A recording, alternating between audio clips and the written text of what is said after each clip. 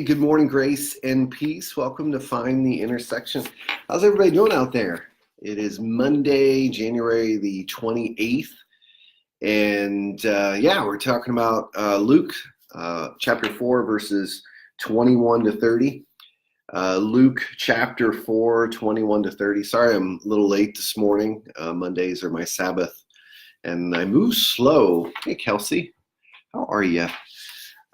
So today we're going to talk about Luke 4, 21 to 30.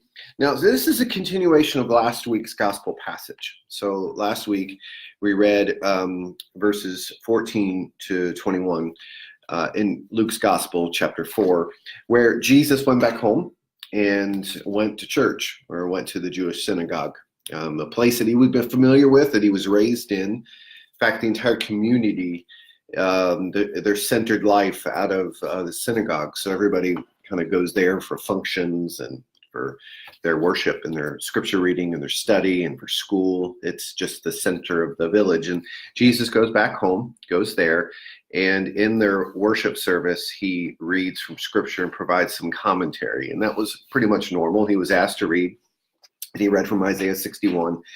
And he says this verse, he says this thing that startled everybody. Today this passage is fulfilled in your hearing, right? And so Jesus is saying he's the Messiah, the long-expected Messiah.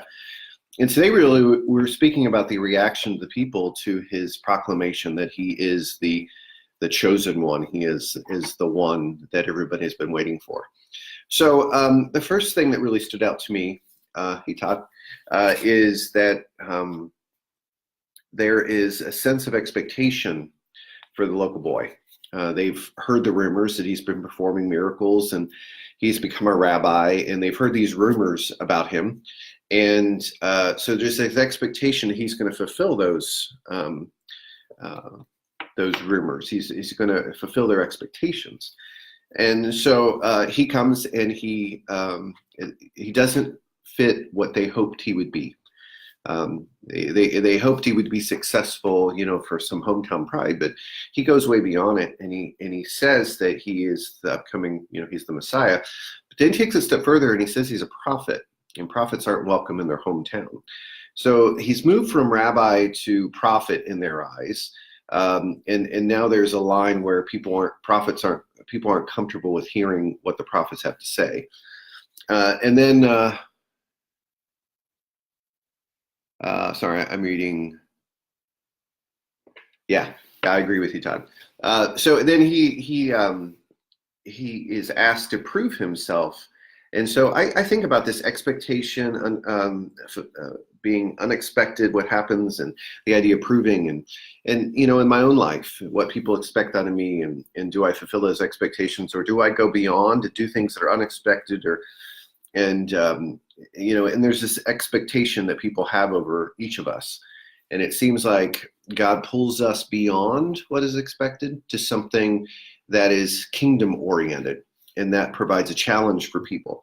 The second thing, and the most significant thing in this passage, and I really believe that that's what got people upset, was that he puts himself in the shoes of Elijah and Elisha, and speaks to how each of those goes beyond the Israelite people to go to Gentiles. In each of these stories that he lists in this passage, one being the story of the widow, he performs a miracle, Elijah does, for a Gentile widow, goes beyond and moves beyond the widows within the Israelite country to a particular Gentile one. And then Elisha is very similar. He goes to a Gentile leper in Syria, which would have been the enemy. And so Jesus is saying that this grace, this Messiah grace, this love of God that's going to flow through him is going to flow through him to outsiders. So Jesus is going to be a Messiah that goes to outsiders, goes kind of past the expected people to the unexpected, to the outsiders, to the Gentiles.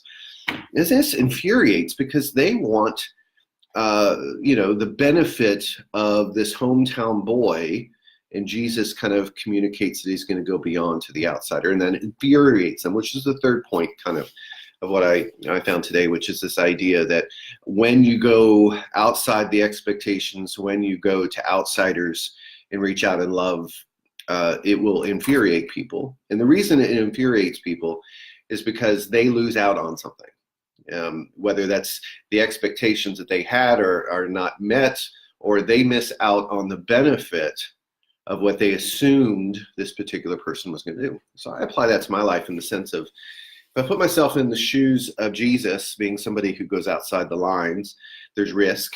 But if I put myself in the shoes of the people that are in the synagogue, the hometown people, are there times where I get upset and infuriated when God moves beyond me to somebody that I dislike?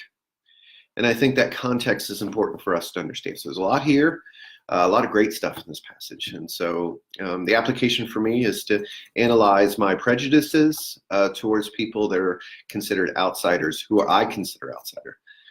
And what if Jesus kind of passed me by, not out of love, because he loves me, but in mission, he bypasses me to go to somebody who I declare an outsider. And how would I feel about that? And would I do what those townsfolks do and try to push Jesus out? And so there you go. Those are some interesting things. So I'll be back tomorrow, 1 Corinthians 13, the love chapter. And so share in the comments, if you would, what you got from this passage, what stood out to you. And again, there's a lot here. So I would imagine that you'll see a lot of things that I didn't see. And I'll see you tomorrow. Grace and peace. Have a great day, everyone.